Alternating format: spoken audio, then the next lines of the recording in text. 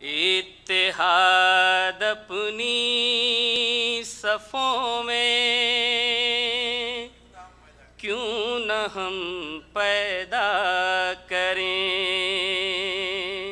नामे server पर जहाँ को आओ हम यकजा करें। We're going to start this evening with the Tilawat Kalam Pak. I'm going to request Hafiz, Qari, and a student, Sayyid Ismail Hamdani, to come on the stage and start the أعوذ بالله من الشيطان الرجيم.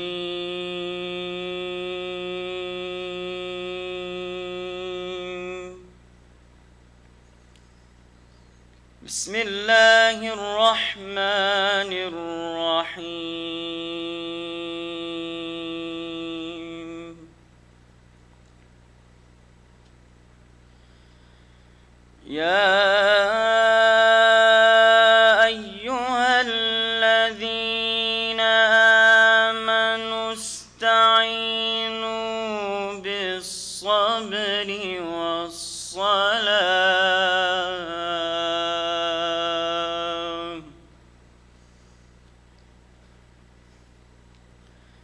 إن الله مع الصابرين.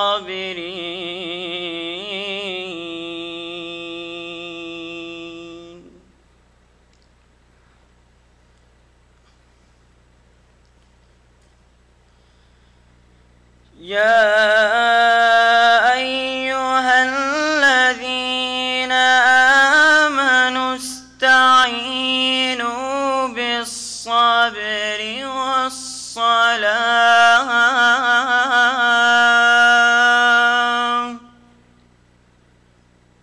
إن الله مع الصابرين.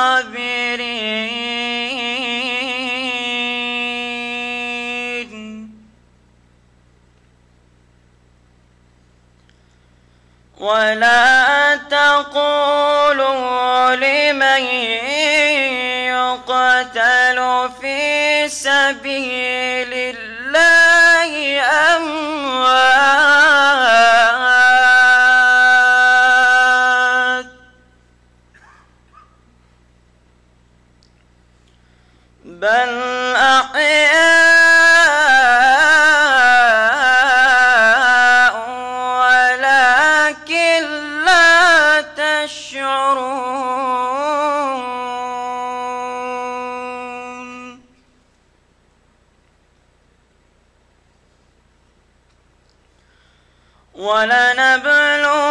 ولنبلونكم بشيء من الخوف والجوع ونقص من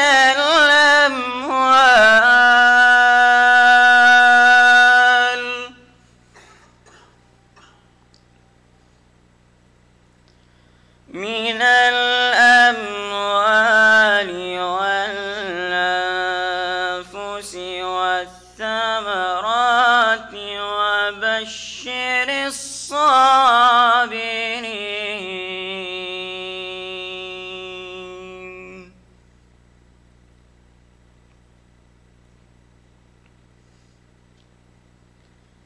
الذين إذا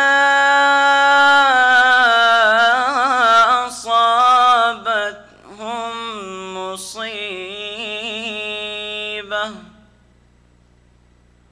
قالوا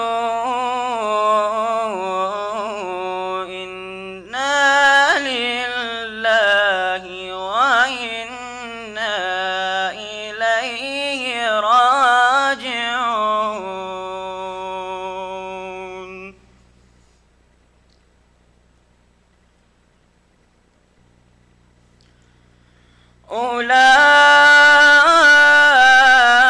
أولئك عليهم صلوات من ربهم ورحمة وأولئك هم المهتدون.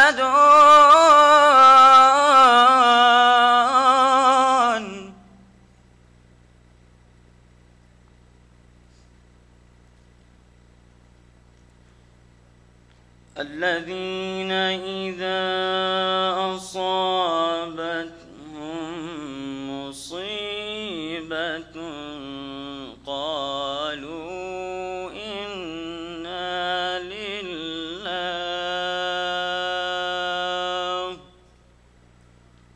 وإنا إليه راجعون. أولئك عليهم صلوات من ربهم ورحمة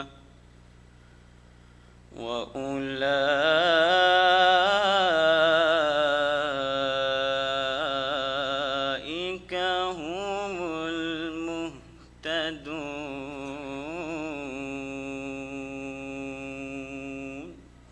صدق الله العلي العظيم. For the English translation of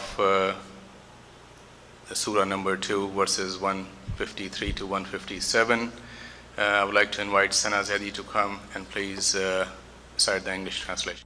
Bismillahirrahmanirrahim. In the name of Allah, the Beneficent, the Merciful. So therefore remember me and I will remember you, and be thankful to me and do not be ungrateful. O you who believe, seek help through patience and prayer. Verily Allah is with those who are patient. And do not speak of those who are slain in Allah's ways as dead. No, they are alive, but you do not perceive. We shall surely try you with something of fear and hunger and loss of wealth and lives and fruits, and give glad tidings to the patient ones, who when misfortune befalls them say, verily we are Allah's, and verily to him we shall return.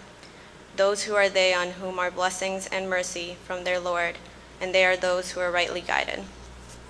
I'd like to once again ask Brother Ismail Hamdani to come and recite Naat Rasul Akram sallallahu alayhi wa sallam. صلی علی نور شہ جن و بشر نور لب نور دہن نور قدم نور شکم نور سر نور سخن نور نظر نور قمر نور اور جس گھر میں تیرا ذکر کریں لوگ وہ گھر نور. پڑھیے صلی علی نبینا صلی علی محمد صلی علی کریمنا صلی علی محمد. ہر نفس کے لیے مسیحا ہے وہ دافع مشکلات آقا میرے دافع مشکلات آقا میرے. سنگ دلوں کو بھی اب پڑھا دیجئے سنگ دلوں کو بھی اب پڑھا دیجئے کلمہ اسم ذات آقا میرے. ہاں حسینیت ہی ہے وہ فکر جسے آج بھی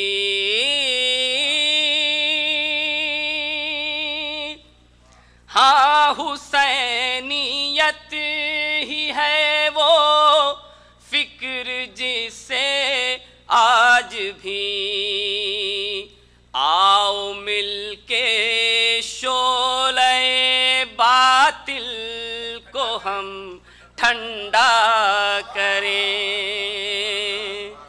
آؤ مل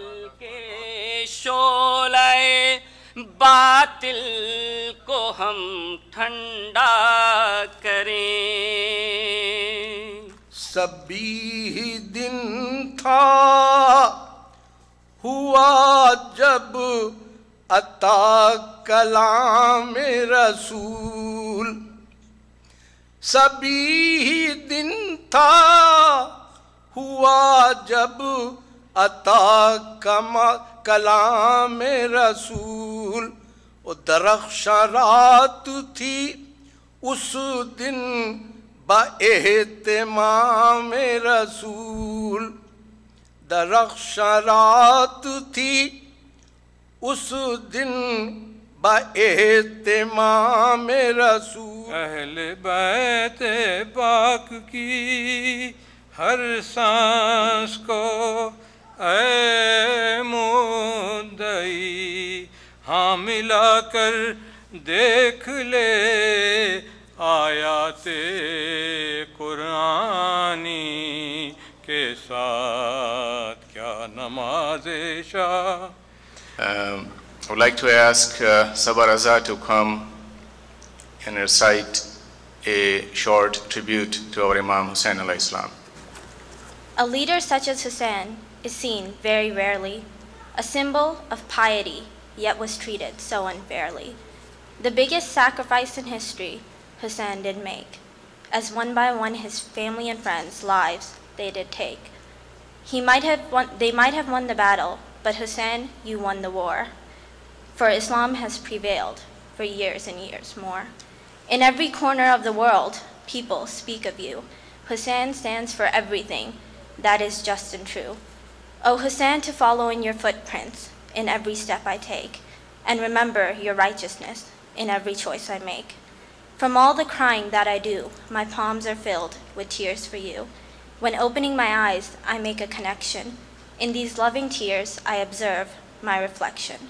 And in this moment, what the Prophet said, I see. I am from Hussain, and Hussain is for me. Assalamu alaikum. I would like to read a brief statement, which is our goal and mission on behalf of Hussain Day Foundation,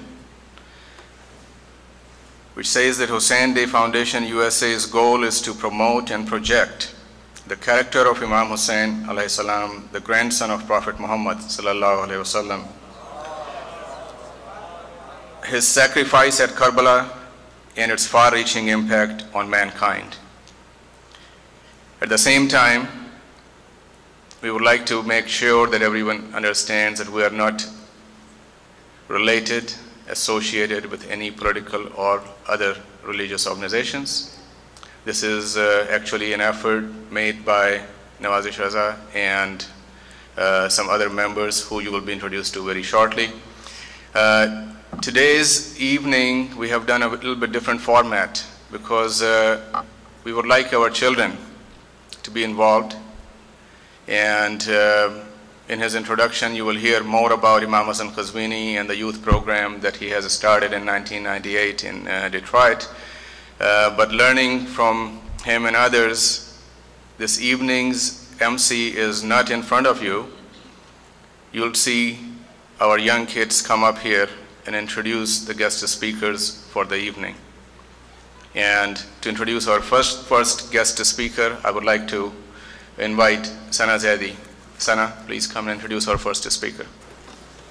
Ladies and gentlemen, I am pleased to introduce to you our first guest speaker. She was born in Lucknow, India, and prior to her migration to the US, she was associated with Radio Pakistan as a newsreader. She's been teaching English literature and language arts for the past 26 years at Houston schools and colleges, and recently she just celebrated 25 years as a host of the radio program Kankashan. So most of you know her as Suraya Appa, but Suraya Auntie, I would like to invite you to come speak.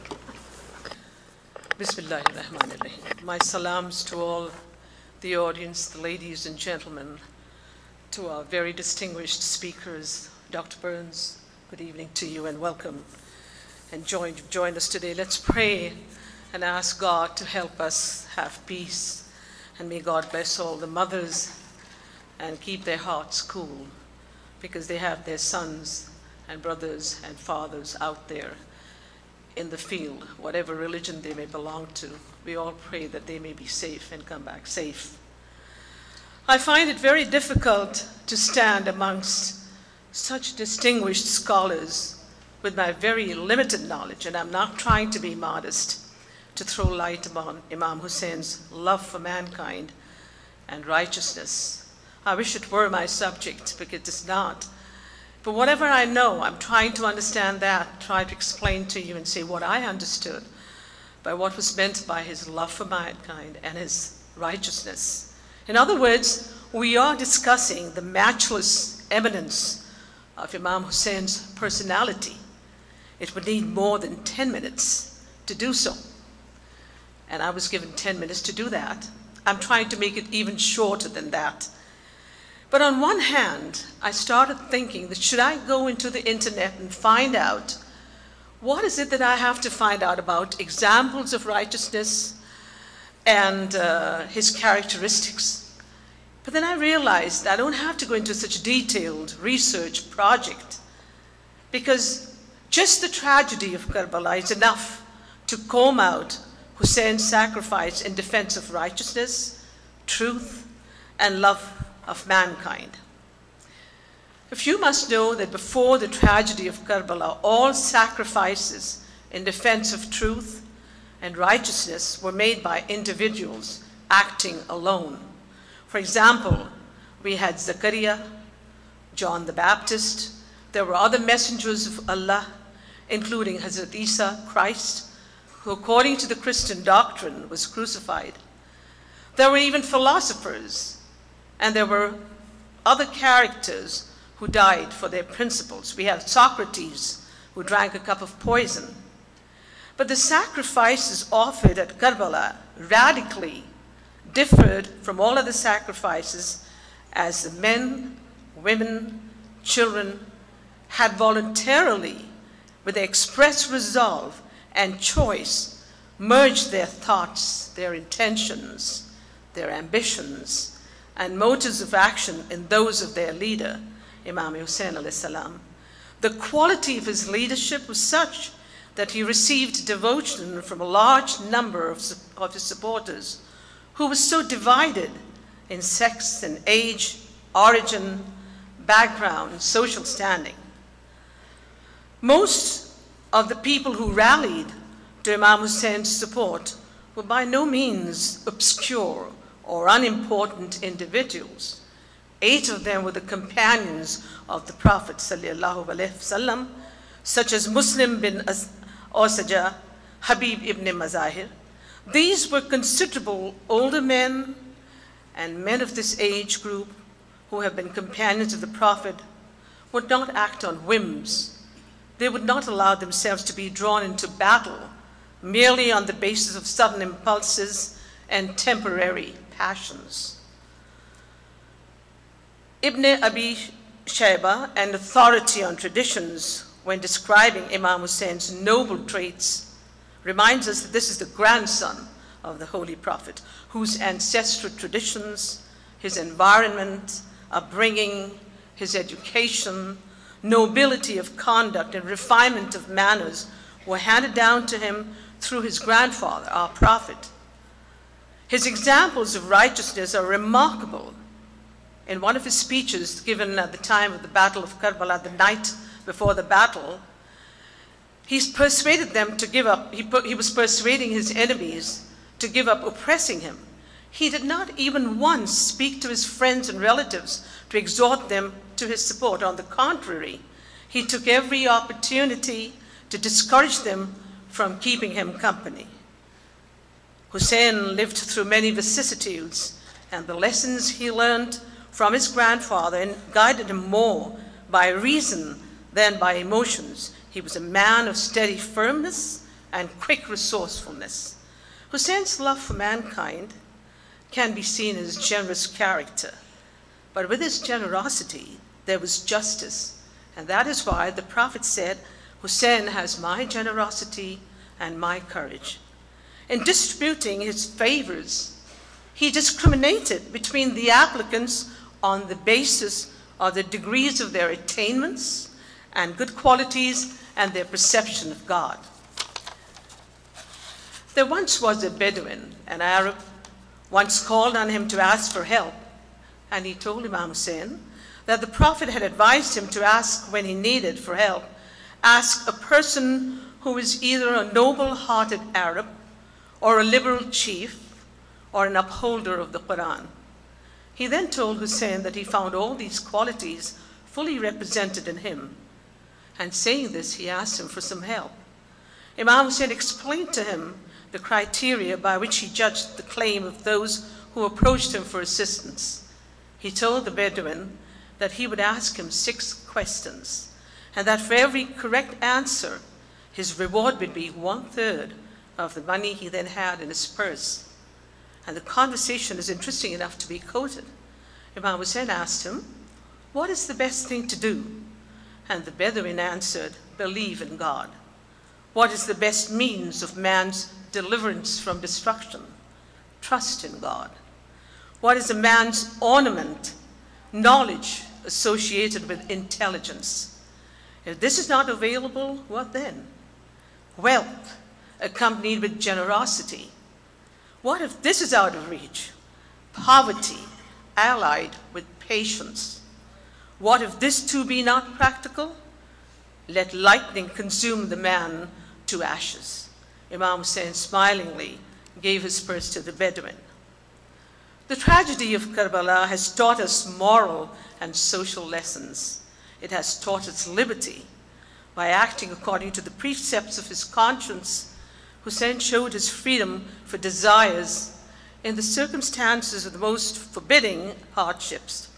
Steadfastness, as seen in Hussein's refusal to swear allegiance to Yazid, and remaining firm and unshaken in his resolution.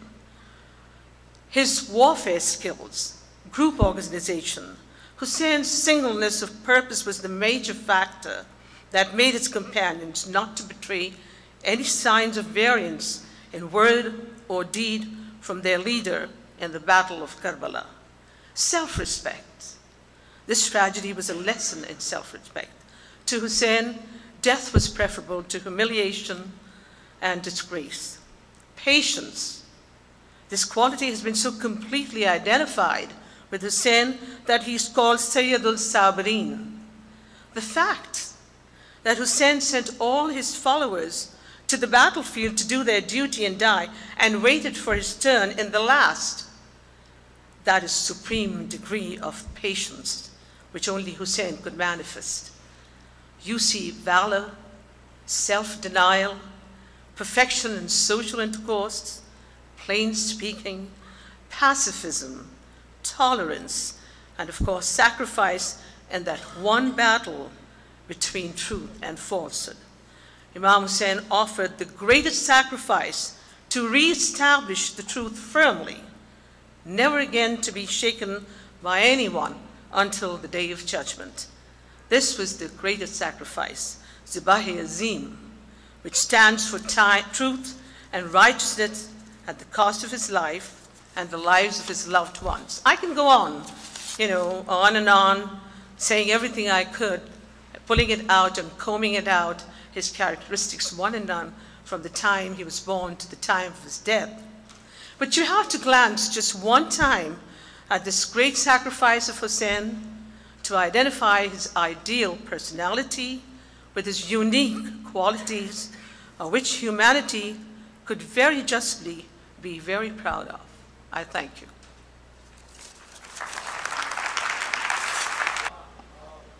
एक दिन में सब्र पर आया शबाब, एक दिन में जुल्म बूढ़ा हो गया.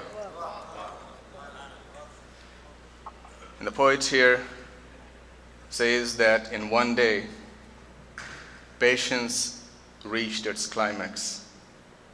And in one day, we have seen the face of brutality aged. And I think it's a beautiful explanation of what happened in one single afternoon.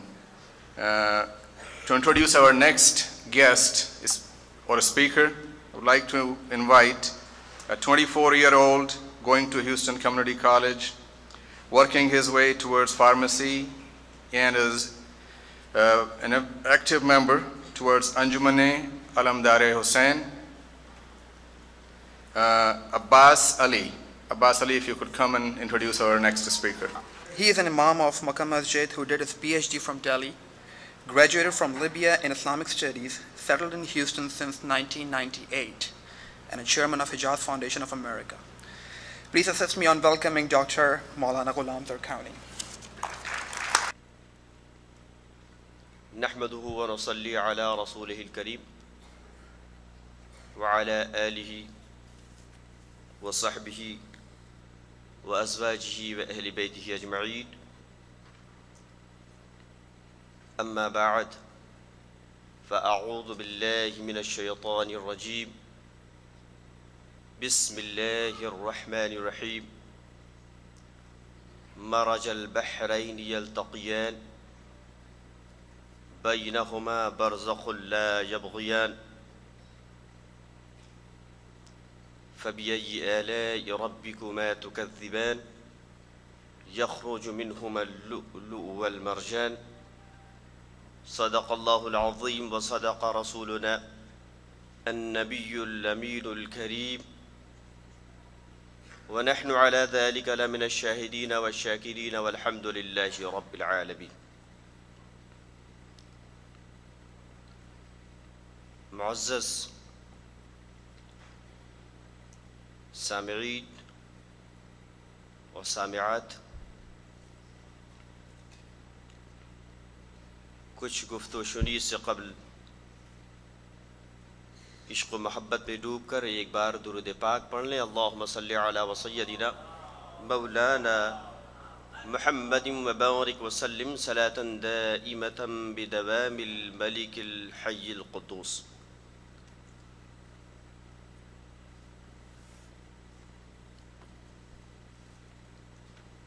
موضوع آج کا بڑا ہی موضوع ہے. اگر اس کے دونوں اجزاء پر آپ غور کریں تو محسوس ہوگا کہ پہلا سبب ہے اور دوسرا اس کا نتیجہ. پہلا کاؤز ہے اور دوسرا ایفیکٹ. اگر محبت نہ ہو تو صداقت کا اظہار ممکن ہی نہیں ہو سکتا. اگر محبت نہ ہو تو کوئی ابو بکر تو ہو سکتا ہے، صدیق نہیں ہو سکتا. اگر محبت نہ ہو تو کوئی عمر ہو سکتا ہے، فاروق نہیں ہو سکتا. اگر محبت نہ ہو تو کوئی عثمان ہو سکتا ہے، ذو النورین نہیں ہو سکتا. اگر محبت نہ ہو کوئی علی ہو سکتا ہے، علی المرتضیٰ نہیں ہو سکتا. اور اگر محبت نہ ہو تو حسن و حسین کوئی ہو سکتا ہے، جنتی جوانوں کے سردار نہیں ہو سکتے. یہ محبت ہے جس کی وجہ سے نواسۂ رسول سیدہ شباب اہل جنہ ہوں گے، جنتی جوانوں کے سردار ہوں گے. عزیزان ملت اسلامیہ، فلسفہ محبت کو سمجھنا ہو تو قرآن مقدس کی ایک آیت کریمہ سماعت فرمائیں. اللہ رب العزت ارشاد فرماتا ہے، ان کنتم تحبون اللہ فاتبعونی یحببکم اللہ. اگر تمہیں مجھ سے محبت ہے، فاتبعونی تو میری اتباع کرو. اللہ رب العزت سرکار دو عالم صلی اللہ علیہ وسلم کی زبان مبارک سے فرما رہا ہے کہ اے محبوب، آپ یہ کہیے کہ اگر تمہیں اللہ سے محبت ہے تو میرا اتباع کرو، میری اطاعت کرو، میری پیروی کرو. پھر کیا ہوگا؟ یحببکم اللہ، اللہ تعالیٰ تمہیں محبوب بنا لے گا. عزیزان ملت اسلامیہ، جو بات میں آپ سے کہنا چاہتا ہوں وہ یہ ہے کہ محبت اگر ہوتی ہے اللہ رب العزت سے تو یہ محبت کا ایک پہلو ہے. اور جب یہ محبت کمال کو پہنچتی ہے، اوج ثریا پر پہنچتی ہے، تو پھر اللہ رب العزت خود ہی اس سے محبت کرنے لگتا ہے. عزیزان ملت اسلامیہ، آج جو امام حسین کا پیغام ہے وہ یہ ہے کہ ہم وہ درس جو انہوں نے محبت کا دیا ہے कुरान से मोहब्बत का, इस्लाम से मोहब्बत का, उसके लिए हम सच्ची तस्वीर अमली शक्ल में पेश करें और उसके लिए कुर्बान हुसैन हमेशा जिंदा और ताबिंदा रहेगा। वस्सलामु अलैकुम वरहमतुल्लाह। To introduce our next speaker, I would like to ask Amber Khan. She's a chemical engineer working for Shell. Our next speaker has filled the role of an educator during her years of ministry at the Catholic Church. She has served as an administrator and professor at various colleges and universities, as well as offering initial and advanced education for youth ministers. She is an advocate for peace and justice concerns and is currently serving on the board of the United Nations Decade of Nonviolence. Ladies and gentlemen, please welcome Dr. Ellen Burns. I was trying to think of a title or a central theme. And going around in my head, I noticed this bumper sticker. You know these bumper stickers that they have? And this one just appealed to me. It said, "With all beings and all things, we shall be as relatives." With all beings and all things, we shall be as relatives. This was one of the sayings of the Sioux Indians here in our country. With all beings and all things, we shall be as relatives. I believe that this is what today is all about. Since we seem to have lost a sense of personal connection with the universe, other lands and other plants and animals, and above all human persons, we waste our time rioting and fighting and destroying and degrading other pieces of God's creation. This was not certainly the essence of the teachings of the great prophets. Certainly not the practice of Muhammad or Jesus, Mandela, Dorothy Day, Gandhi, or Martin Luther King, Mother Teresa. Perhaps it is the result of our rush to get to work, manage the traffic, save some pennies, or lacking, a cognizance of the people around us. But often we don't take time to say hello. How's your baby? Are you feeling okay now? We miss being a relative. I am saying these words about myself as about everyone else. Certainly, I miss being a relative. The other evening, I attended the great UN International Choir and Orchestra concert at St. Paul's. I don't know whether any of you were there or not. But my whole being seemed changed. I am so concerned all the time about the killings, the news reports, the threats, and our disgraceful action that I neglected my own personal needs as well as others. Sometimes I forget to look at the deepest roots, my commitment to the God of love and to the poor all around me. At that church, there were two signs, all engraved. A beautiful church that's over 150 years old. The first sign read, "Come to worship." And the other sign said, "Depart to serve." With all beings and all things, we shall be as relatives. Nawazish Raza, and as well as my friend Selena Ahmed, who is a teacher at the Texas Southern University, they've helped me prepare this conversation with you. I've read the history of the Muslim communities that were sent me, some twice and 3 times over. And they're all about the great scientists and learned persons in the various communities, even the victories in war, if there are any victories. But what has influenced me more than any of these is the memory of a dear friend of mine in Dallas. She was an anesthesiologist at St. Paul's Hospital there. She was an immigrant from Lebanon and a Catholic. She was not only a professional in every sense of the word, but she was always a welcoming friend and a person who made community happen. In the first recent war with Iraq, she formed a group of people called Cousins. And there were Lebanese and Syrians and Iranians and a few of us Americans, you know, from all around the Near East.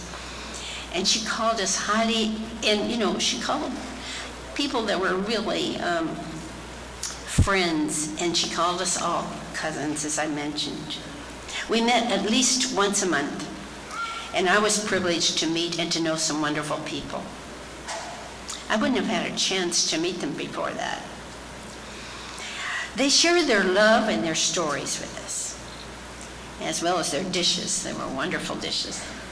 In Houston, the first people that I met, the first person actually, was Ann Bragdon, who is married to one of the professors over at the University of Houston.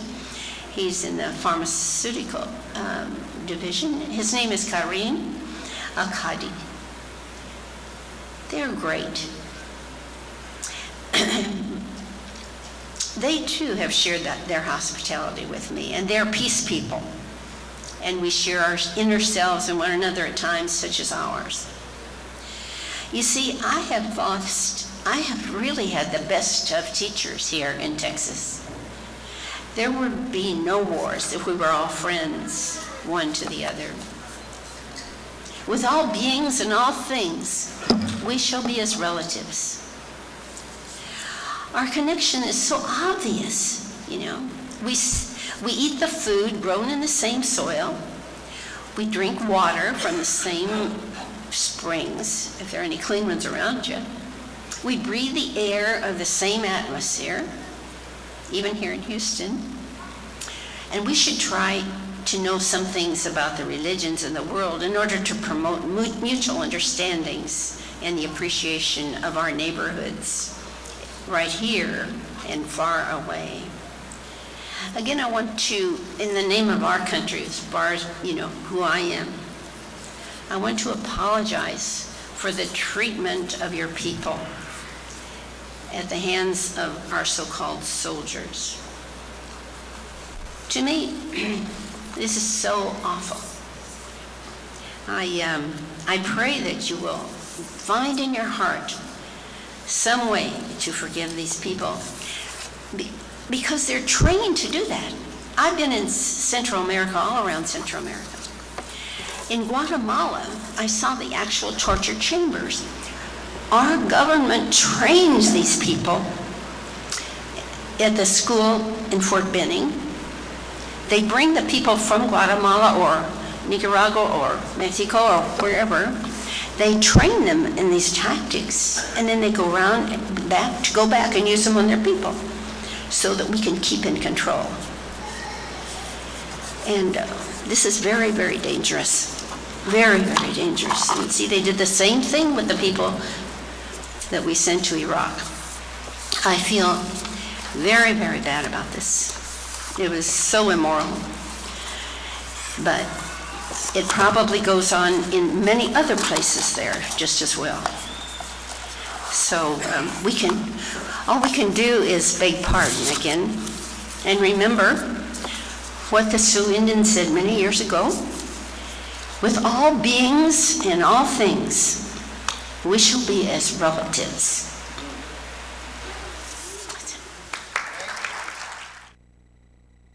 For those of you who would like to hear a little bit of Urdu, I won't disappoint you. I have a piece here from Maulana Shaukat Thanvi. Before he died, I think a couple of years before he passed away, he wrote something for Imam Hussain. And I would like to recite about one or two. Masoom umr, khel ke din aur ye shaur, नादानियों के दौर में नादानियों से दूर, इस कमसनी में और ये कुरान पर उबूर, नाना भी देखते थे नवासे में अपना नूर। कहते थे कस्बे नूर करो नूर ऐन से, मेरा हुसैन मुझसे है और मैं हुसैन से।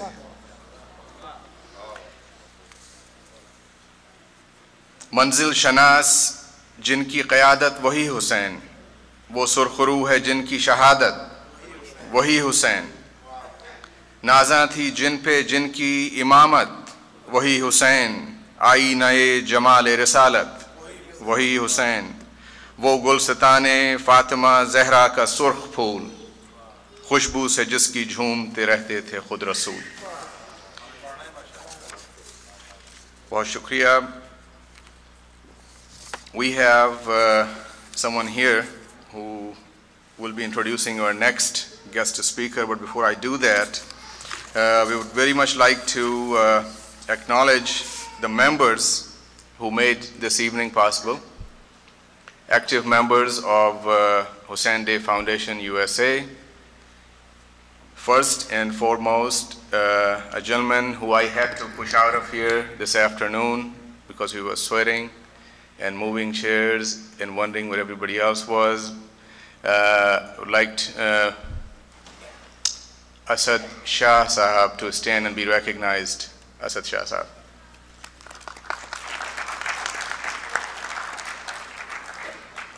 Brother Nusrat Zaidi, if he had much more pleasant duty this afternoon than Brother Asad Shah. Brother Muhammad Alam.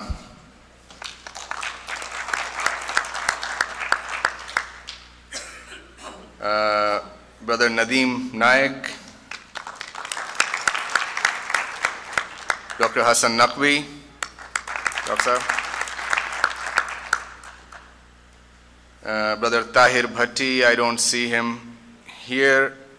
I'm sure that he will arrive sooner or later. That leaves a couple of members that I'll be introducing a little bit later. But before our next guest, I would like to invite someone who was born in Karnal, India, graduated from Lahore Engineering University in Electrical Communications, worked in General Dynamics at their Saudi Arabian location, came to the US in 1992 and settled in Houston. He's a successful businessman, founded the Hussain Day Foundation back in 2000. This is the third event he's organizing, and he has, I can call it a khayal or a thought, which is in Urdu.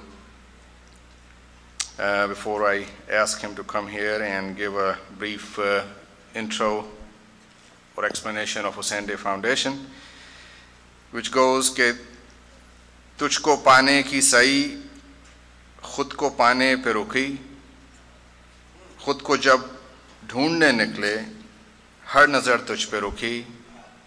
The creator of this thought is none other than Sayyid Nawazish Raza, our convener for Hussain Day Foundation.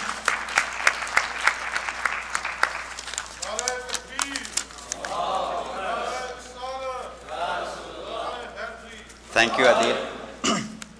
Distinguished guest speakers, brothers and sisters, Assalamu alaikum. On behalf of USA, HTF USA, and the Executive Committee of HTF, I welcome you to Hussain Day Convention 2004, the third of its kind since 2000. First of all, I would like to thank our guest speakers, Mohtarma Suraya Appa, Dr. Alan Burns, then we have Dr. Ghulam Zarkani, and we have two very special guests. Brother Imam Sayyid Hassan Kazvani has come all the way from Michigan, and Dr. Mozamel H Siddiqui has come all the way from Orange County, California. Ladies and gentlemen, HTF USA goal is to promote and project the character of Imam Hussain, the grandson of Prophet Muhammad, his sacrifices at Karbala, and his far-reaching impact on mankind. And I feel honored to be present here among some of the very distinguished scholars and speakers of diverse faiths, and I take the opportunity to request them, especially the keynote speakers, Imam Alhassan Qazvini and Dr. Mozamel H Siddiqui, to emphasize in their speeches on the issue of unity, tolerance, and mutual respect for each other's ideas and feelings. Through HTF USA, I and my team members, which my brother Adeel Zaidi has mentioned, we are making an effort, an endeavor to achieve these objectives. Ladies and gentlemen, Allah Tabarak Ta'ala says in Surah An-Nisa, Bismillahir Rahmanir Rahim, وَفَضْلَ اللَّهُ الْمُجَاهِدِينَ عَلَى الْقَائِدِينَ أَجْرًا عَظِيمًا. Translation, especially for my friend Alan Burns. God will grant a much greater reward to those who struggle than those who stay at home for no reason. Brothers and sisters, here an important meaning of the word mujahidina mentioned in the ayat, especially in reference to the 21st century, is to make a better world, not only for ourselves, but for others too. And let's also keep in mind the important principle outlined in Holy Quran, Surah Al-Kafirun, Lakum Dinakum Waliya Din. Translation, to you your way, to me mine, which is, in my opinion, a message which is an axiom we all know, live and let live. It also tells us to treat each other's dogmas and dissent with respect. Well, I'm not going to take more of your time. I think we have very distinguished keynote speakers, Imam Sayyid Hassan Qazvini from Michigan, and Dr. Mozamel H Siddiqui, who would enlighten you with their thoughts as well as with their vision for the future. Thank you all. God bless you. If तबलीग जीती जागती इस्लाम की हुसैन, तरदीद मुँह से बोलती औहाम की हुसैन, तस्वीर में noun मेरे इल्हाम की हुसैन, दरअसल आबरू है मेरे नाम की हुसैन। खालिक का मुद्दा है जो इंसान देख लो, जो चाहता हूँ मैं वो मुसलमान देख लो। And basically it's a beautiful verse, Maulana Qazvini, and I wish I could do justice to the translation, but basically the poet here says that if God had a wish or a vision for a human to be like, Imam Hussain is that character. I would like to invite Mustafa Zaidi. He's a medical doctor, recently arrived in Houston and preparing for his board exams, to introduce our next guest, Brother Mustafa Zaidi. I would like to introduce our next speaker, Imam Sayyid Hassan al-Qazwini. Imam Sayyid Hassan was born in the holy city of Karbala, Iraq in 1964. Karbala hosts the holy shrine of Prophet Muhammad's peace be upon him grandson, Imam Hussain salam. In 1980, al-Qazwini joined the Islamic seminary in Qum, Iran, which has the largest Shia seminary in the world. Al-Qazwini graduated in 1992 with thorough knowledge of Islamic jurisprudence and Quranic commentary. 1993, Sayyid Hassan al-Qazwini was invited by the Islamic Center of America in Detroit. Al-Qazwini founded the Young Muslim Association in 1998. In 5 years' time, Young Muslim Association has grown to be one of the largest Muslim youth organizations in North America. He has spoken at over hundreds of churches and colleges and universities about the teachings of Islam. Congressman John D. Dingell put it at the 108th Congress session. Imam Qazwini has become a leading voice for Muslims in America. He has been outspoken on CNN, NPR, BBC, VOA, and the New York Times. I would like to invite Imam Alhassan Qazwini to address.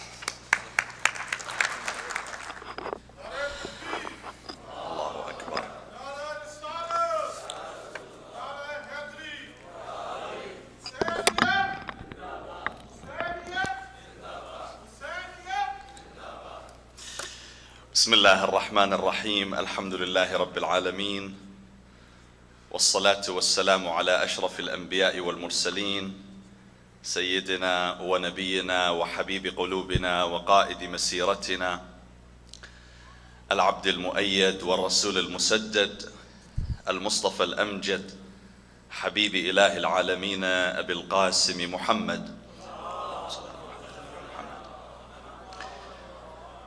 وعلى آله الطيبين الطاهرين وصحبه المنتجبين.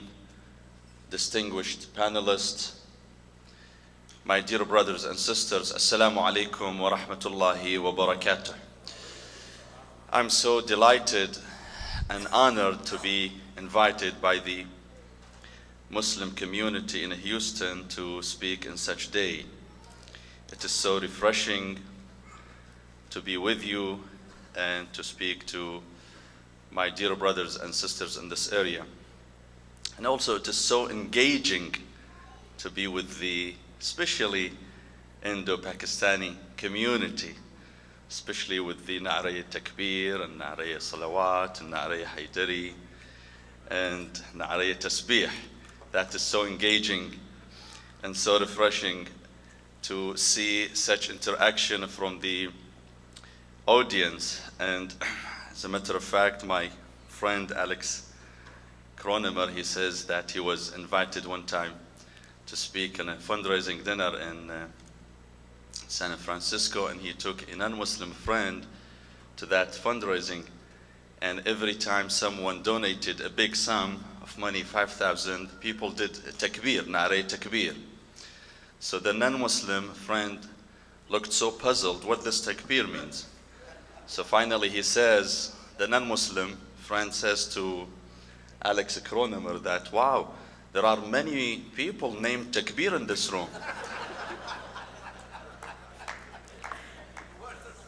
Today, as a matter of fact, I was thinking that there are 3 events, 3 days, not one day, not only Imam Hussein's day. There are 3 days that probably we need to mention. One is the Holy Prophet's Day and the birth of the Prophet sallallahu alaihi wasallam, and I would like to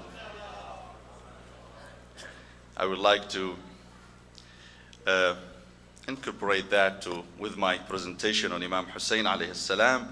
And there is another event that it is widely celebrated in America nowadays. It is the Mother Day. You know, when I first came to this country some 11 years ago, I was impressed that, well, finally they remember mothers. But after a few days later, I found out that they remember fathers too. There is a Father Day. And then after a few months later in Halloween, we found out that there is another day for the devil in this country. So it seems then that it is not about the father or a mother, it's all about money and economy. That at the day of the Mother Day, the husband must leave the house with the children. They have to go somewhere to a mall and buy some stuff, gifts for the mother. And the mother has to reciprocate on the day of the Father Day, and so and so. So it's about economy more than it is about principles and values. While in Islam, every day is a Mother Day. Every day is a Father Day. No other religion has so much respect for mother as Islam does. So much so that one day a man came to the Prophet and he asked him this question. He says, Ya Rasulullah, I took my mother, who's crippled, I took her to Hajj this year, carrying her on my shoulder. And as I was doing the tawaf and sa'i and all the a'mal in Hajj, I was carrying her on my shoulder. I would like to ask you, هل أديت حقها? Have I paid her back? The Prophet says, no, you haven't. قال ولم? Why? He says, because the day she carried you in her stomach, كانت تأمل لك الحياة. She wished life for you. She endangered her own life. She put her own life on risk so you would live, you would survive. But when you were carrying her on your shoulder, you said to yourself in your heart, fine, she's a guest. A few days more, she will die. I will be okay. This is the difference between you and your mother. That you do this to her out of being so nice because she's a guest. She's staying with you only for a few more days. أنت تتمنى لها الموت. You wish death for her and she wished life for you. So with that, I would like to move on now to my main presentation, and I hope I'm not going to take so much time because I know we have one more distinguished speaker, Dr. Mozamel H Siddiqui, has to speak after me. Imam Hussain alayhi salam. I was in Cairo 2 years ago, and you know, for those who go to Cairo, I would advise you to go and visit the Ra's al-Hussain alayhi salam, the shrine of where the head of Imam Hussain alayhi salam is buried in Cairo. Millions of Egyptians, as well as non-Egyptians, visit that mosque every year. And at the door, at the entrance of the Masjid Ra's al-Hussain alayhi salam, I saw that hadith, the beautiful hadith, and probably you're all familiar with this hadith, but it was interesting for me to see the hadith placed at the gate, at the entrance of the masjid. قال رسول الله صلى الله عليه وآله وسلم حسين مني وأنا من حسين أحب الله من أحب حسينا. Hussein is from me and I'm from Hussein, and may Allah love whoever loves Hussein. So beautiful, so beautiful. Now, we all know what does it mean for Imam Hussain is to be part of his father, his grandfather, Husaynun minni. But what does it mean for the Prophet to be part of Imam Hussain? Husaynun minni. That's very obvious, it seems obvious. Every grandchildren is part of his grandfather. But the Prophet goes one further step by saying, wa ana min Hussain. I'm from Hussain. And I believe that the Prophet ﷺ, this visionary leader that we celebrate his birthday those days, was looking for the future. The Prophet was foreseeing the future, that this man, this great grandchildren of his, will be leading the Ummah, will be setting the example. And probably the application of Ana min Hussain was predicted at the time of the Prophet, but it was applied almost 60 years later when Imam Hussain stood in the desert of Karbala. He was riding the horse of the Holy Prophet, wearing the robe of the Prophet and the turban of the Prophet, and he carried the Quran, and he was reminding people that he is another duplicate of his grandfather.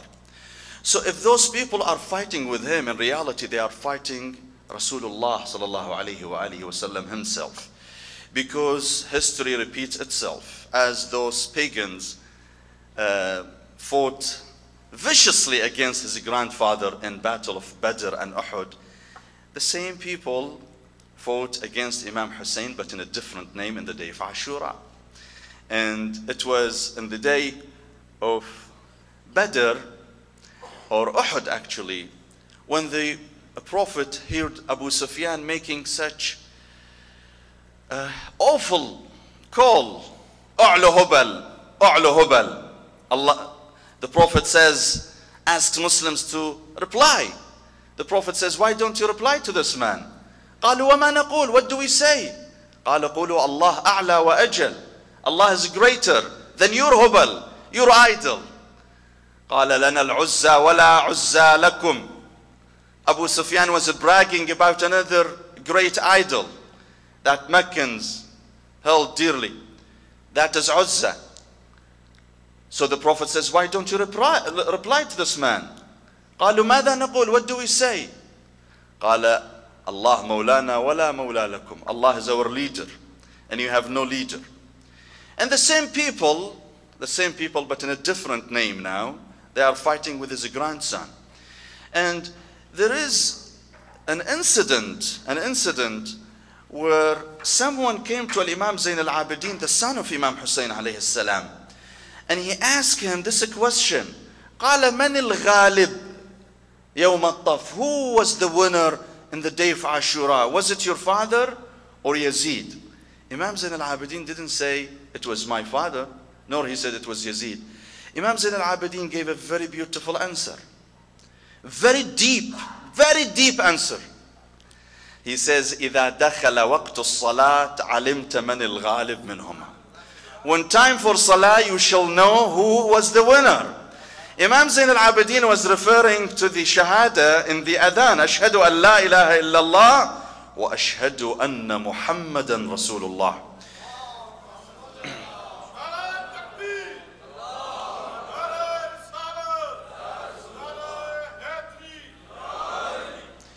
The ultimate goal of his enemies was to bury this goal. So nobody would remember Allah, nobody would remember Rasulullah sallallahu alayhi wa alihi wasallam.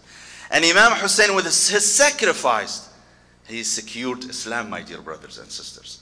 And this is why many great scholars, for example, a great Sunni scholar, and by the way, there is no difference between Shia and Sunnis. We are all brothers and sisters. And I can tell you some of the best books and poetries authored by Sunni authors and Sunni poets. Mu'in Ajmiri, who is a very distinguished Indian, he says in one of his sayings, Al-Islamu Muhammadiyul Wujud Husayniyul Baqa.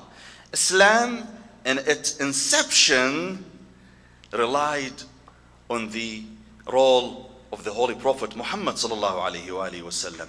But in its survival, it relied on the role of Imam Hussain alayhi salam. And Iqbal says, as my dear brother Dr. Zarqani, he was just telling me this. And we know that Iqbal was another Sunni great scholar. He says, Die hast Hussein, Diem Panah hast Hussein, Sardad Nadad Dasdar Dasta Yazid, Haqqa Kibana La ilaha hast Hussein. Is my order good? Okay, thank you. This is Farsi, this is not Urdu. This is for Mu'inuddin Ajmiri too? Okay. Because Dr. Mozamel told me this is for Iqbal.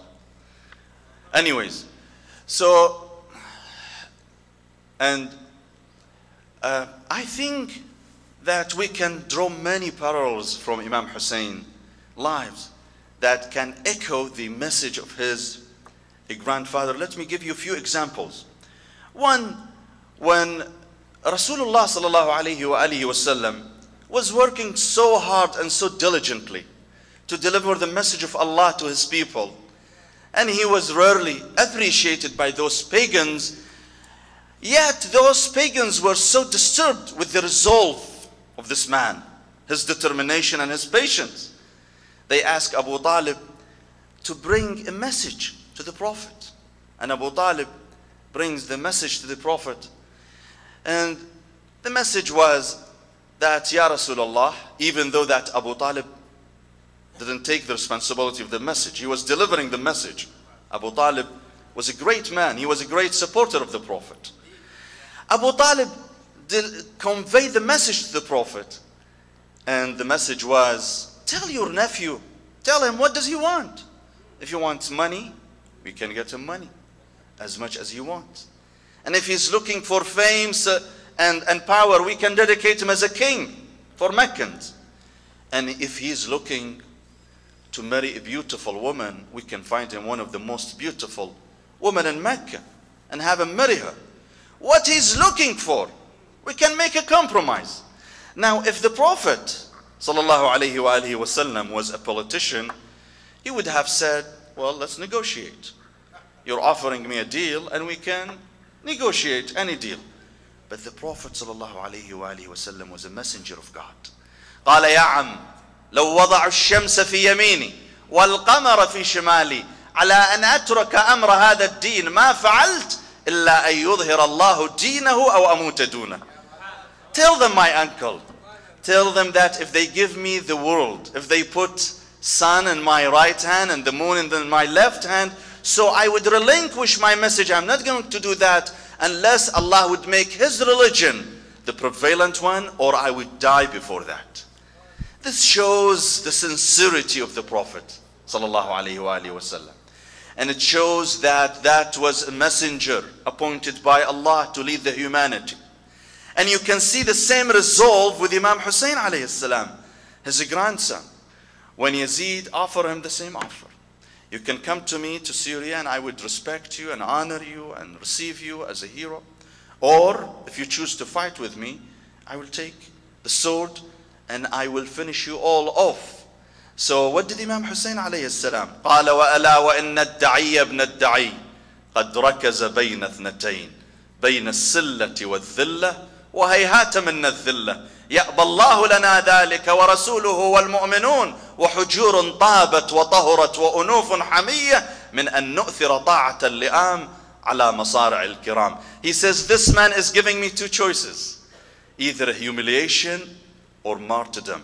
But Allah and his messenger and the believers would reject humiliation, and they would not agree for me to accept humiliation over martyrdom, and I shall take martyrdom over what they have offered me.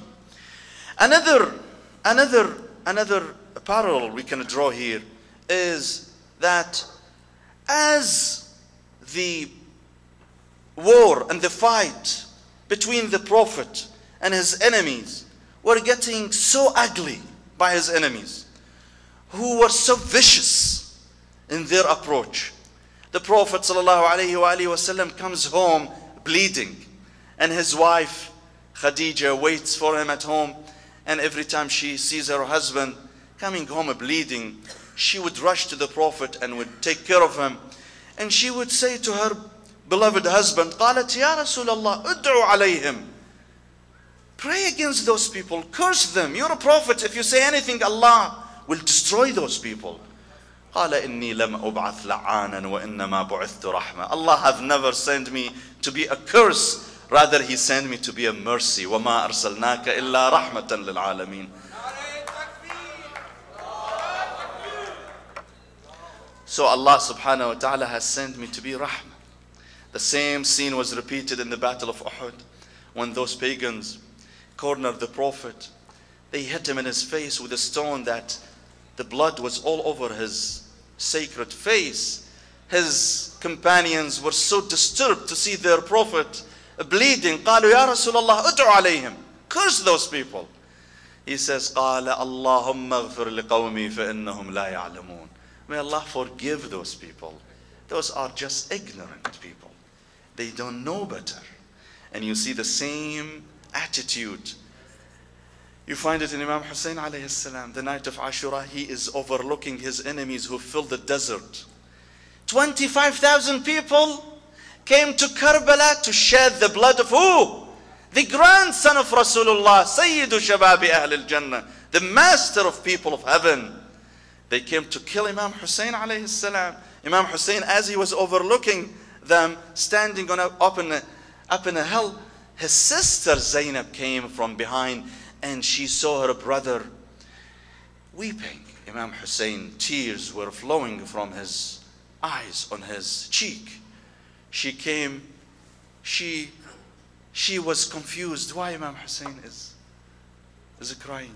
She came from behind and she says, my dear brother, you're the son of Ali ibn Abi Talib, the man who never feared his enemies at all. Why you're crying? قال لا, I'm not crying because I fear those people. I cry for these people. إني أبكي لأني أرى جيشا يدخل النار بسببي. I cry because I see a whole army will be entering hell because of me. I cry for these people. I feel sorry for those people. Those are many parallels we can draw, my dear brothers and sisters, from the life of Imam Hussain alayhi salam. And it was so obvious that the Prophet himself was preparing Imam Hussain from day one. You know, there was no more sacred act for the Prophet more than Salah itself. One of his wives says that the Prophet used to sit with us and talk to us and chat with us. And you know, the Prophet was a very, very personable individual. He treated his family like one of them. He never put himself in a higher level. And one of his wives said when the Prophet used to sit with us, he would talk, he would laugh. حتى إذا دخل وقت الصلاة كنا كأننا لا نعرفه ولا يعرفنا. Till the time for Salah comes, he looks like he doesn't know us and we don't know him.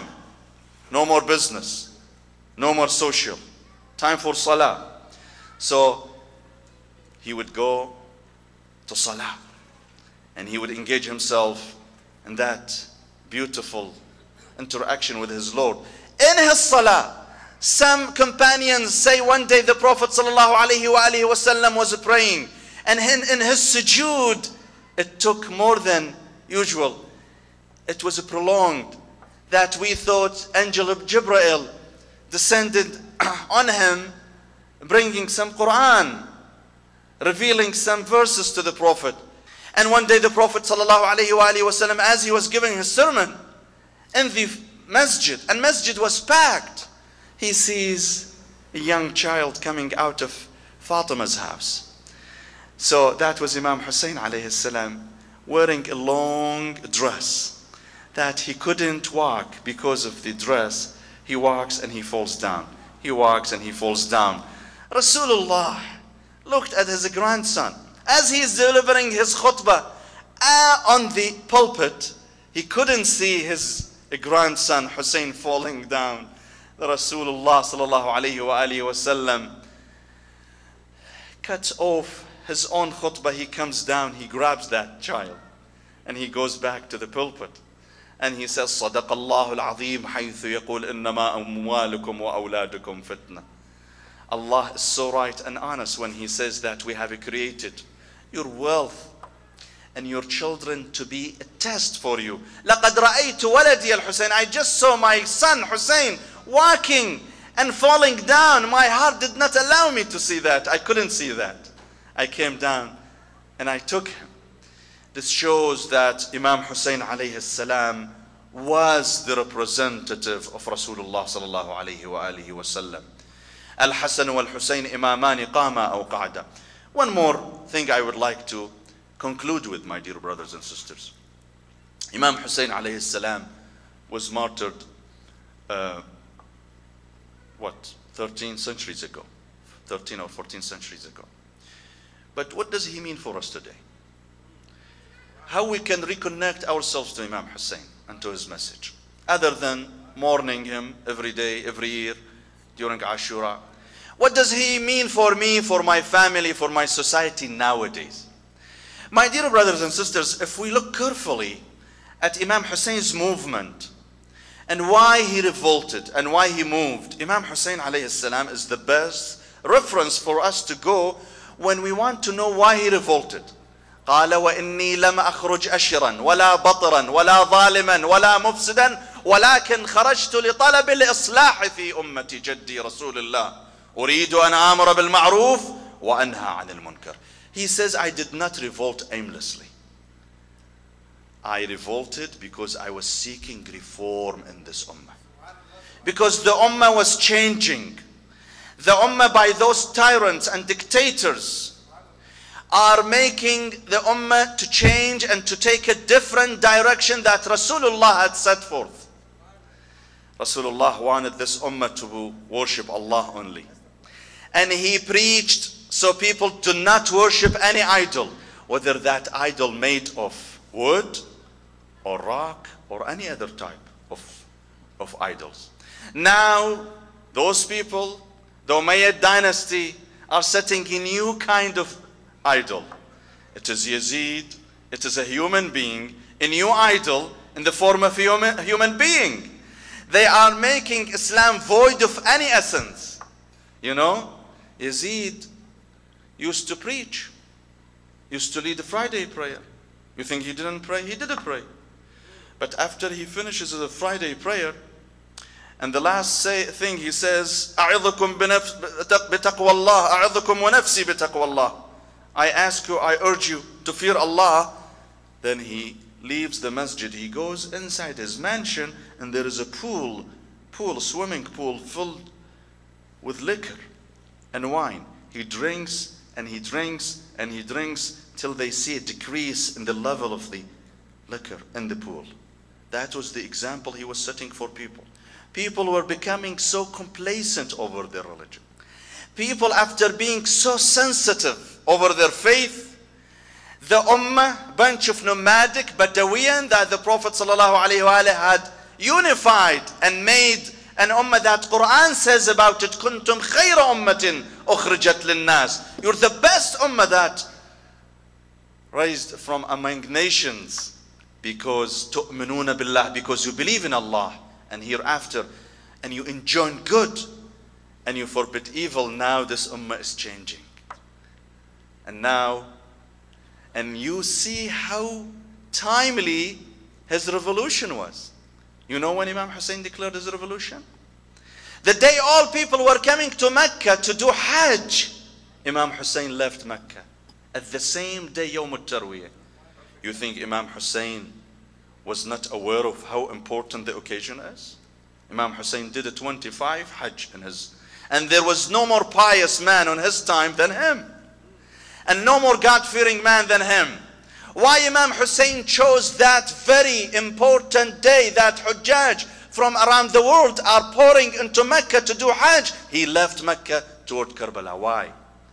Because Imam Hussain was telling them that Hajj is from part of Furu' ad-Din, the branches of the faith. Usul ad-Din, the principles of faith, are in danger now if you don't revolt, if you don't speak.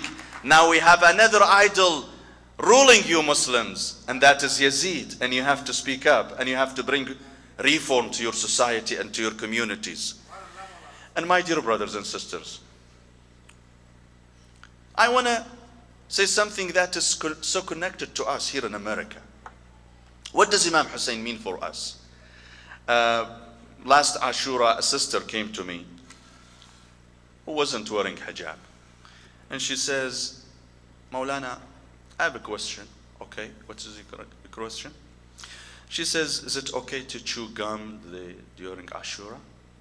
You know, some Muslims, especially Shia Muslims, they refrain of doing anything that shows excitement or happiness during the 10 days of Ashura. So she came asking me if she can chew gum during Ashura. I said, sister, look, Imam Hussain was not martyred that you don't chew gum. Imam Hussein's message is more profound than chewing gum or having those superficial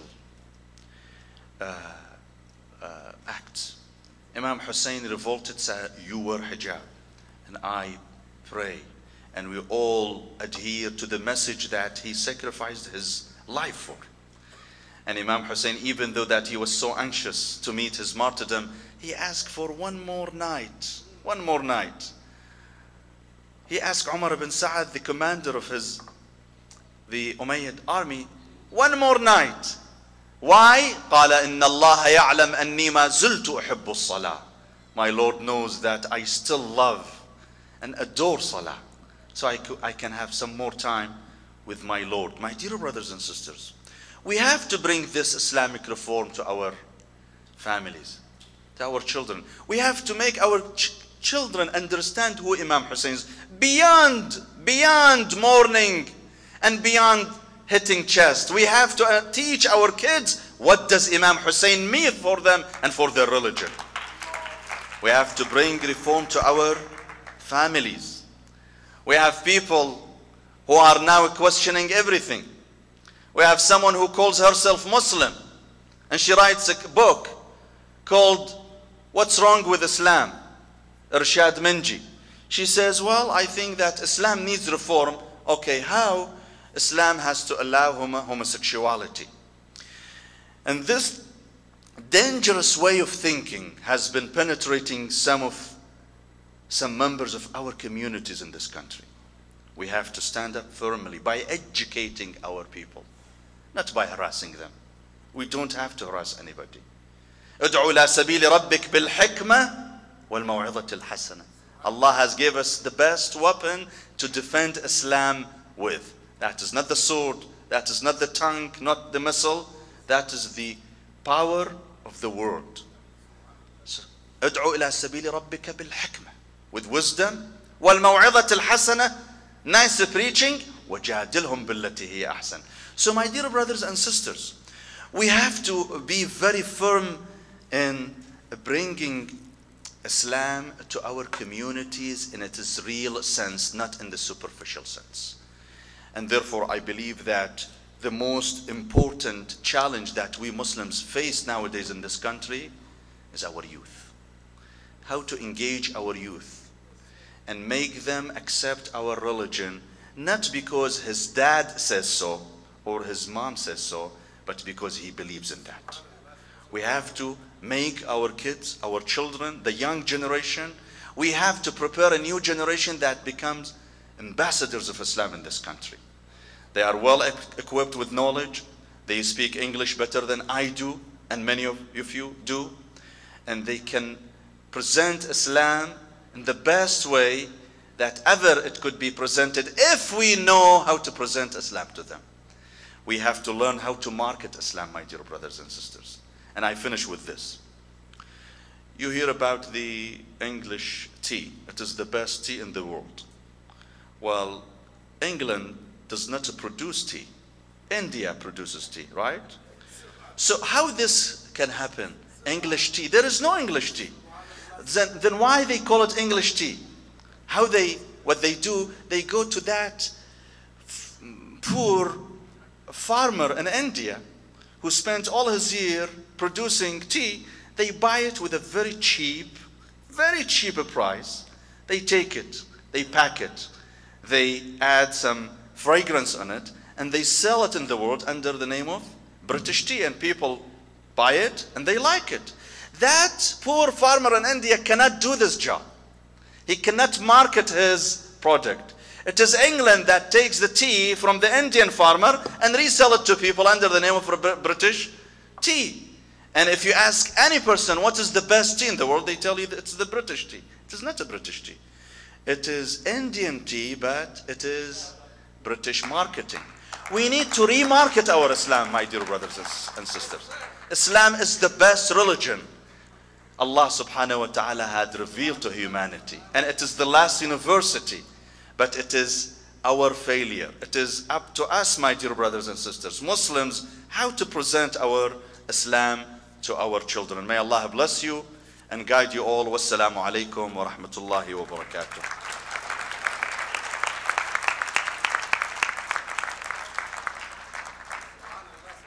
Imam Qazwini, on behalf of everyone here, And we would like to thank you very much for that motivating and moving speech.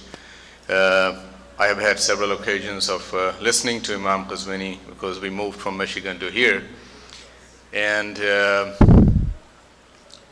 believe me, we are the fortunate ones in this place to have listened to him here this evening.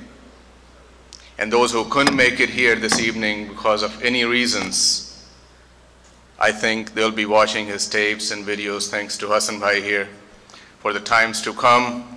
And Houston is very proud today, or should be very proud, that you have blessed this city with your presence, Imam Qazwini.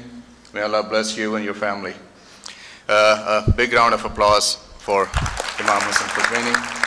Imam Qazwini mentioned something here about mourning and beating chests and reminded me of a verse from Josh Maliyabadi, where he says that in आंसुओं में बहाए बगैर तख्त Yazid फ़कत हुसैन पे आहो फ़ुग़ां से क्या होगा. Basically, the translation is that until and unless we change, or in our tears, if we can get rid of the values and the takabbur that Yazid had, just mourning Imam Hussain is not enough. We have to get rid of what Yazid and his companions were trying to do to Islam. To introduce our last distinguished speaker, I'd like to invite a very young Microsoft certified systems engineer. He runs his own computer company in Houston, Mr. Adeel Zaidi.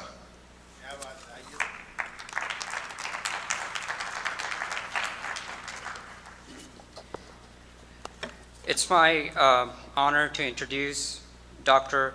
Mozamel H Siddiqui. He was born in India in 1943. He graduated from Islamic University of Medina, Saudi Arabia, in 1965. He received MA in Theology from Birmingham University, England, a PhD Comparative Religion from Harvard University, USA, Chairman of Religious Affairs Committee of Muslim Students Association in US and Canada, Chairman of Department of Religious Affairs at the Muslim World League Office to the United Nations. He's a member of Fiqh, Islamic Law, Council of North America. He has widely traveled and lectured around the globe. He was invited by President George Bush to lead a Muslim prayer at the Interfaith prayer services at Washington National Cathedral. Again, the Honorable Dr. Mozamel H Siddiqui.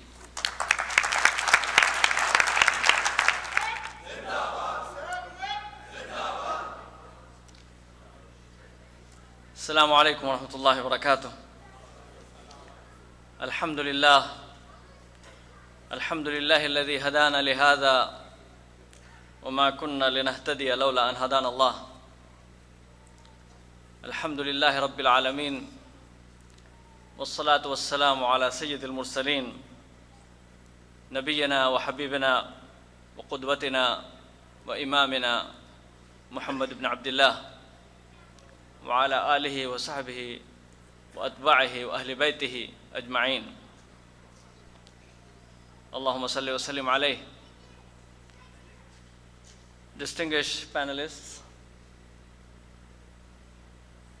our host, Brother Sayyid Raza Sahab, and organizers of the Hussain Day Foundation of America. I'm really very pleased and honored to be here to participate in this program. And being a last speaker, I have an advantage.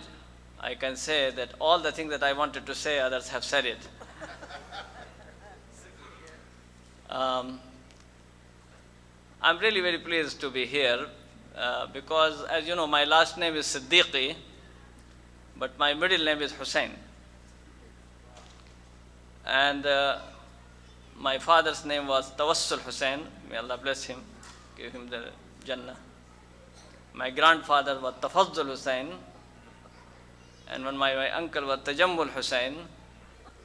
My brothers, Mudassir Hussain, Mukarram Hussain, Musharraf Hussain, Muzaffar Hussain. So we have a lot of Hussains, alhamdulillah. We have a great relationship. And it was one of my mother's uncle, famous personality, may Allah bless him. He was one of the Mujahideen, one of the people who struggled for the independence of India, Maulana Muhammad Ali Jawhar. And he said the famous couplet, you know, many of you know that, Qatl Hussain asl mein marge Yazid hai, Islam zinda hota hai har Karbala ke baad. He said that the martyrdom of Hussain, actually it is the death of Yazid. It is not his death, it is the death of Yazid. Because you know, those who die in the path of Allah, they are living. So they are not dead. So asl mein, this is in reality, in actuality, it is the death of Yazid. And it is the revival of Islam, because Islam is revived, Islam come to life after every Karbala. Karbala brings revival to Islam. It is really an honor to be here in this gathering where we Muslims, Sunnis and Shias and people of other faith are coming together. I think this is a very positive step we can take to bring peace and harmony in this world. We can learn many lessons from our history, lessons that can help us and encourage us to do good, and lessons that can help us and encourage us to avoid tensions and conflict in the world. There are many areas of commonality among us, but it is so unfortunate that some of us focus on differences and pay little attention to things that are common. Conflict comes among the people. There are three things that really bring too much conflict and tension among the people. First thing is to say or to believe that we have nothing common with the other party. They are different from us, we are different from them. We are totally different from them. The second thing is we are good and they are evil. And the third is that we must control them. We must overpower them. We must subjugate them. It is unfortunate that today this philosophy is being propagated in the name of freedom, in the name of democracy, in the name of civilization. And it is this philosophy that is causing too much violence. I condemn every violence in the name of Islam done to any innocent people. Whether it is done by Sunnis toward the Shias, by Shias toward the Sunnis, by Muslims to the non-Muslims, anyone who attacks, targets the innocent people, absolutely against Islam. We have to condemn that. We have to reject that. It's abhorrence. Islam does not allow that.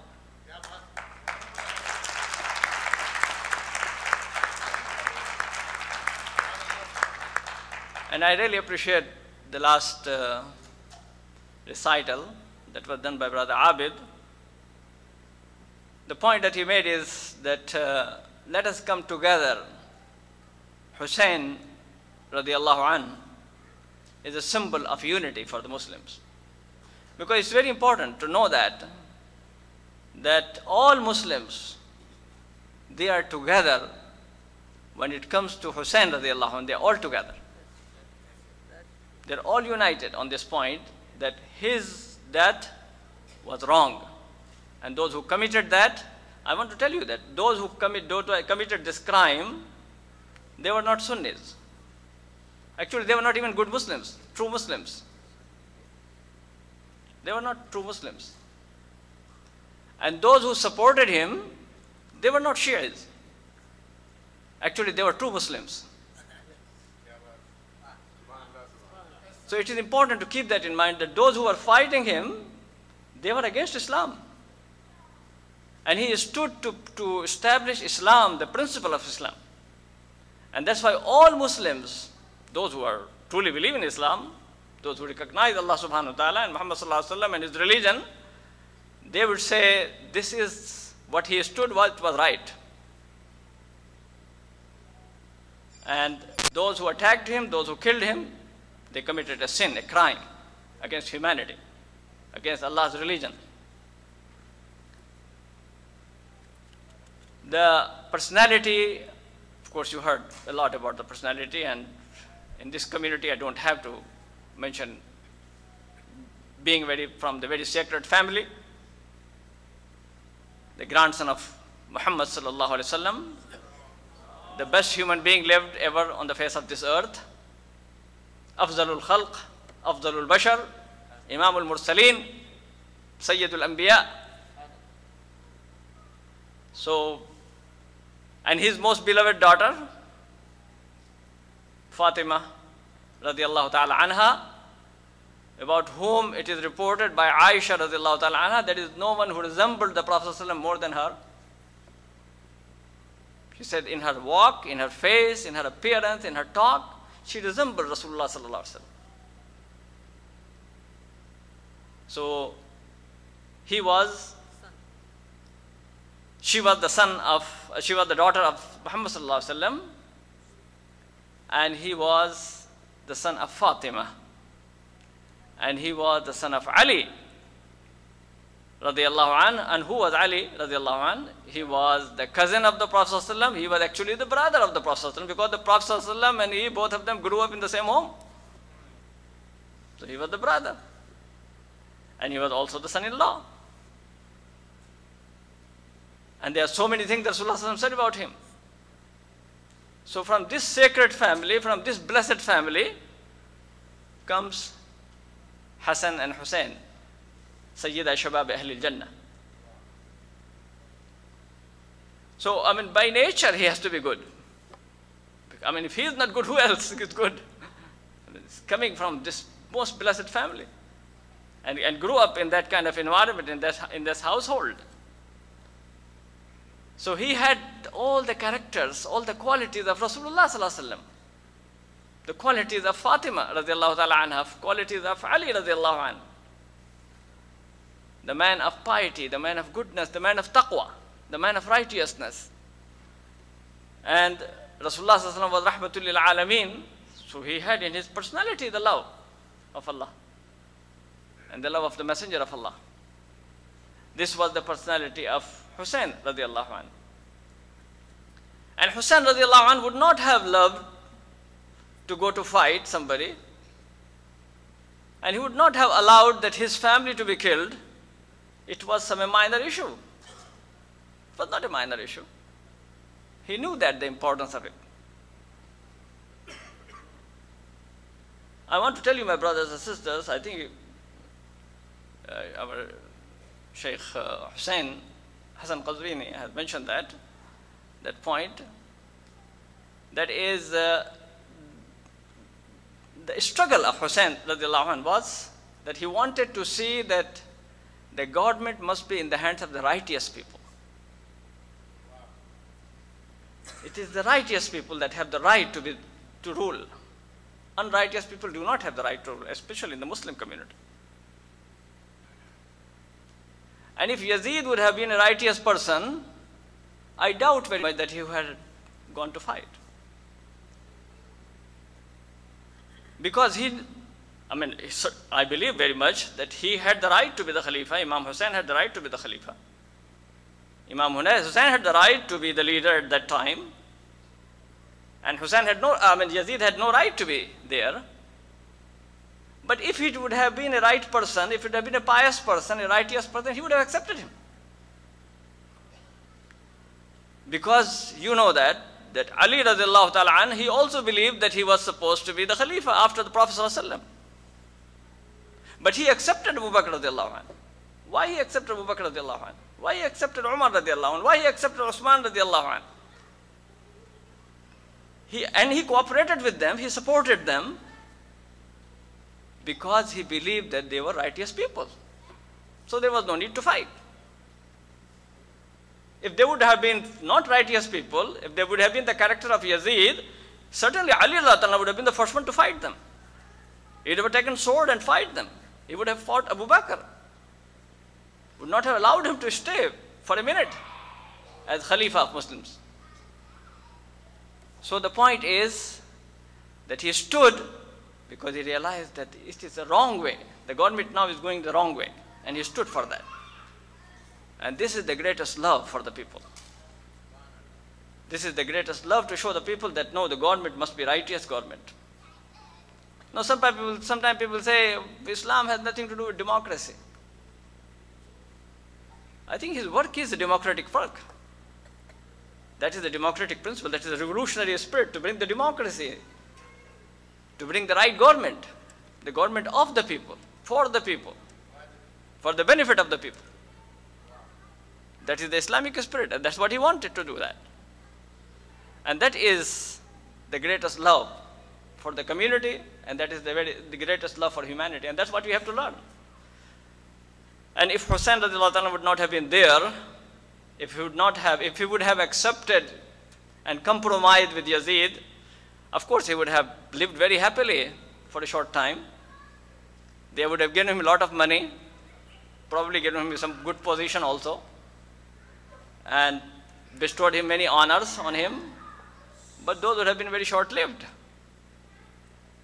We would not have been sitting here 1400 years after in America and remembering him and praising him. Why we are praising him? We are praising him because he stood for the truth. He established justice. So Yazid is condemned throughout the world. Whosoever mentions him with some curses. And whosoever mentions Hussain radiallahu anhu mentions him with praises, with the respect and honor. And that is the work that we have to learn ourselves. That how we struggle. We struggle so that we bring justice to the world that is suffering from oppression and injustice in different parts of the world, how we bring that. And if we can do that, then we are really giving the real tribute to the remembrance of this great personality. We have to work together. We have to bring this principle of love and justice and peace in the world. Today, as you know, the world is suffering from this hate, the hate that has been increased everywhere. That is a beautiful verse that come to my mind. Of course, all verses of the Quran are beautiful, but especially in this particular topic, in Surah Al-Mumtahina, Surah number 60, Allah subhanahu wa ta'ala says, عَسَى اللَّهُ أَن يَجْعَلَ بَيْنَكُمْ وَبَيْنَ الَّذِينَ عَادَيْتُم مِّنْهُمْ مَوَدَّةً وَاللَّهُ قَدِيرٌ وَاللَّهُ غَفُورٌ رَحِيمٌ. It is maybe that Allah will bring between you and those who are your enemies love. It may be that Allah will bring between you and those who are your enemies, bring between you and them love. Allah has power of that. Allah is capable to do that. And Allah is most forgiving, most merciful. So what we have to do? We have to do that, we have to work in such a way that we bring our enemies our friend. We have to struggle for that. How we can change this atmosphere of hate, atmosphere of suspicion, atmosphere of mutual mistrust, how we can change that and bring love and harmony among the people. And who can teach us this art? The master of this art of making the enemies to the friends was Muhammad sallallahu alaihi wasallam.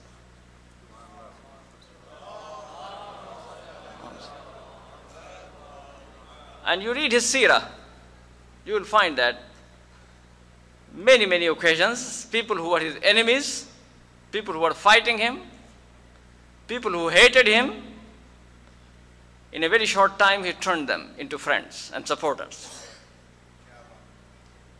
One example comes to my mind is after the Fath Makkah, when the Prophet ﷺ took the city of Makkah peacefully, without any bloodshed, and there were 10,000 Sahaba, they were with him, ready to fight.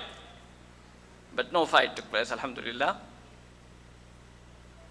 And after he forgave his enemies, they were all gathered around him, and he asked them, what do you think I'm going to do to you?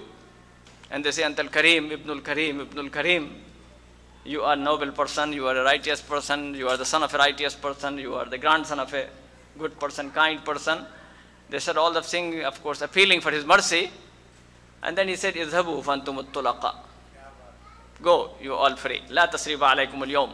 I'll tell you the same thing as Yusuf alayhi salam said to his brothers, go, you are free, no blame on you today. After that, it is reported in Sirat ibn Hisham and many other books of Sirah, it is mentioned that then after that Rasulullah went to make tawaf around the Kaaba. And as he was making tawaf, he saw one person coming very close to him, a suspicious person. And the Prophet ﷺ looked at him, and his name was Fudala ibn Umair al-Laysi. And then the Prophet said, Ya Fudala, ماذا تحدثك نفسك? Fudala, what your heart is telling you, what your soul is telling you. He said, La shay, kuntu askurullah. Nothing, I was just remembering Allah. And the Prophet ﷺ smiled. Tabassama Rasulullah ﷺ. See that? Tabassama Rasulullah ﷺ, because this man was hiding a dagger. And he wanted to, he was looking for a chance to stab him. And Rasulullah ﷺ saw that. And he asked him, Mada tuhaddisuka nafsuk? What your soul is telling you, Fudala? And Fudala said, La shay, kuntu askurullah. I was just mentioning Allah. Tabassama Rasulullah ﷺ. Tabassam. Smile. And then he said, he put his hand on his chest. And he said, Allahumma sakkin qalbah. Oh Allah, give sukoon to his heart. He said, Fudala said, I felt the coolness, barda yadi Rasulullah ﷺ. I felt the coolness of the hand of Muhammad ﷺ on my chest. فَسَكَنَتْ nafsi. And so he felt peace, at peace. And he said, then after that, before that, there was no one who was more hated to me, more hateful to me than Muhammad ﷺ, but suddenly he became the most loving person to me. There was no face, he said, there was no face that was most hateful to me than his face, but now it became no face most loving to me than his face. And no religion more beloved to me than his religion. And there and then he said, Ashhadu an la ilaha illallah wa anna Muhammad Rasulullah. See that? Suddenly he changed that. Now, take any authority, any leader who finds somebody like that, suspected of murdering, coming and stabbing him, what they will do to him? Do you think that person will be left alone? They will leave him? But they don't know the art of making friends. They don't know how to make the art. They have to learn that from Muhammad sallallahu alaihi wasallam, rahmatul lil alameen. You know, when we recite this, Umar sallallahu rahmatul lil alameen, I tell the people when I have a chance to speak on the seerah of the Prophet sallallahu alaihi wasallam, I tell the people, you know why Rasulullah sallallahu alaihi wasallam is called rahmatul lil alameen? How did he show the rahmah? He showed the rahmah by reforming the human beings. And the Rasulullah said, Man asbaha wa lam yahtamma bi amri al-muslimina falaysa minhum. You know, I mean, whatever you may say, but I think that is the strength of United States is that something happened on the 9/11, the whole country is saying that this was wrong and cannot be accepted. And we cannot tolerate that. This is the good thing. Now it was few buildings, 3,000 people who died. And from that time, every day people are talking about it. And they say, no, this was wrong done to that. Now our cities are being destroyed. Our countries are being destroyed. Hundreds of thousands, millions of people have been killed, and we don't even talk about it. And it has not changed our lifestyle. It has nothing changed of our ways of life, our thinking. And we don't think that we can come together. We must come together. Unless we come together, we cannot going to solve our problems. If we remain the same way, people are talking Arabs and non-Arabs and Shias and Sunnis and this and that, are we going to solve our problem? We are not going to solve our problem. So we have to come together. Allah subhanahu wa ta'ala is pushing us to come together, beating us into coming together. We are being beaten up from everywhere. Remind, come together. If you are not coming together, this is the way you continue doing like that. But still we are not learning. Our leaders are not coming together. They are not thinking how we can come, because the leaders are not righteous leaders.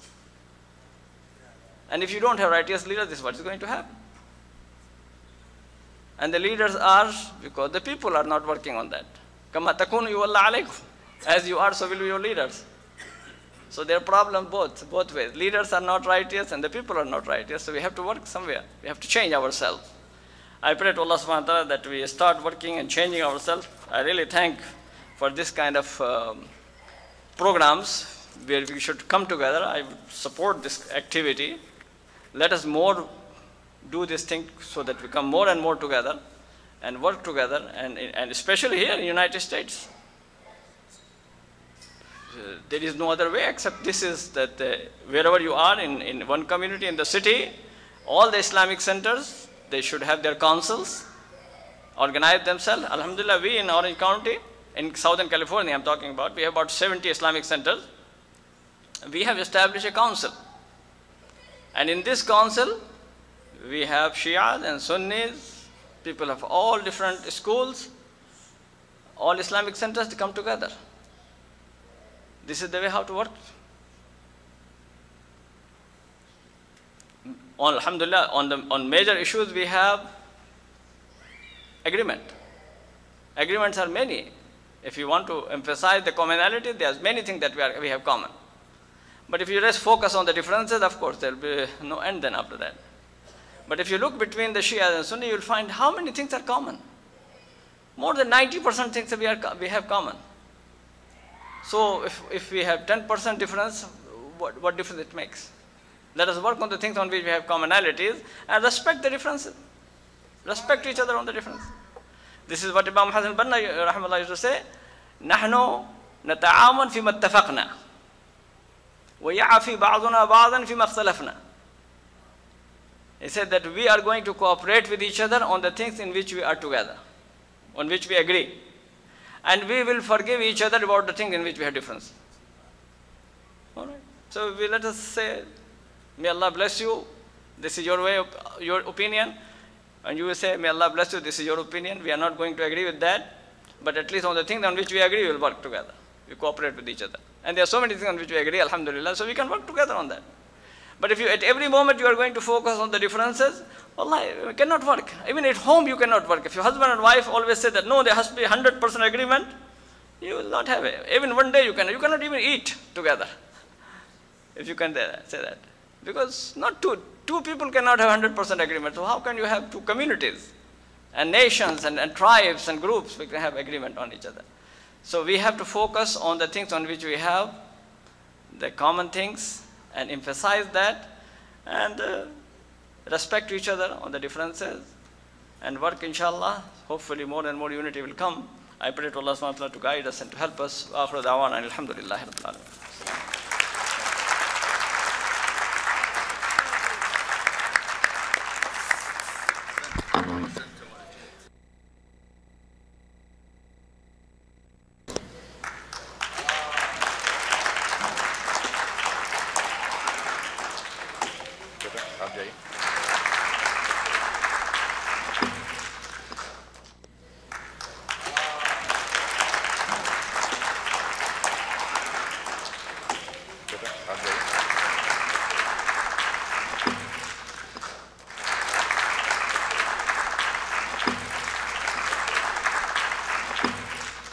यकीन मोहकम अमल Behaim मोहब्बत फातह आलम जिहादे ज़िंदगानी में हैं ये मर्दों की शमशीरें. And if I could make another attempt in front of an English literature teacher on the stage and off the stage to translate this for a wonderful guest from Michigan, Imam Qazwini, and the rest of the kids who probably don't understand. یقین محکم عمل پہ ہم محبت فاتح عالم جہاد زندگانی میں ہیں یہ مردوں کی شمشیریں. He says that you have to have firm belief in the values and continuous action to prevent and protect those values. And with love, you can win the universe.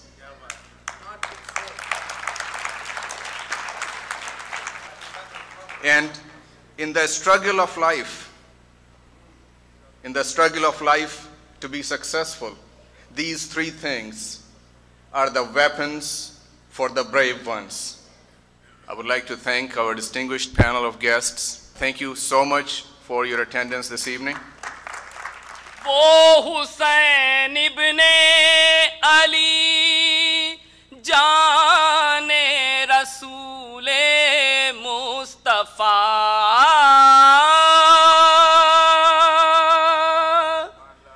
وہ حسین ابن علی جان رسول مصطفیٰ، آج اس کا دن منا کے عزم کو تازہ کریں، آج اس کا دن منا کے عزم کو تازہ کریں.